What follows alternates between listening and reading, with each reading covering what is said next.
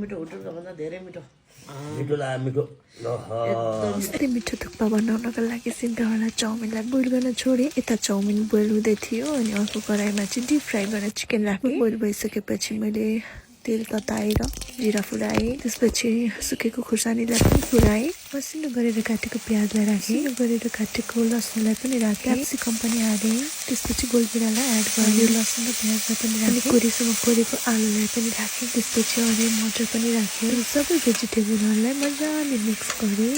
मजाले मिक्स भइसकेपछि स्वाद अनुसार नुन, बेसार र जिरा धनियाँको धुलो राखेँ, साथै करी पाउडर पनि राखेँ, अप्सनल हो नराख्दा नि हुन्छ।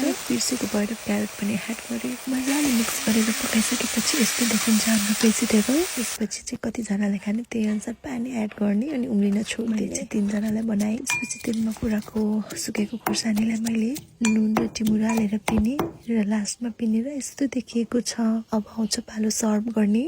मैले चाहिँ एउटा बोल लिएँ अनि सुरुमा थुक्पा राखेँ, अघि हामीले बनाएको भेजिटेबलको सुप राखेँ, त्यसपछि माथिबाट चिकन राख्थेँ, त्यसपछि काटेर राखेको प्याजलाई राखेँ अनि हरियो धनियाँलाई राखेँ, लास्टमा खुर्सानीको छोपलाई राख्थेँ।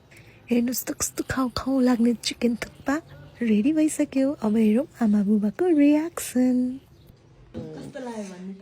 मिठो मिठो मिठो होटलको भन्दा धेरै मिठो हामी बुवाले बनाएको मिठो लाग्यो मिठो एकदम मिठो हजुरहरू पनि यस्तै मिठो थुक्पा बनाएर खान सक्नुहुन्छ के भाइ।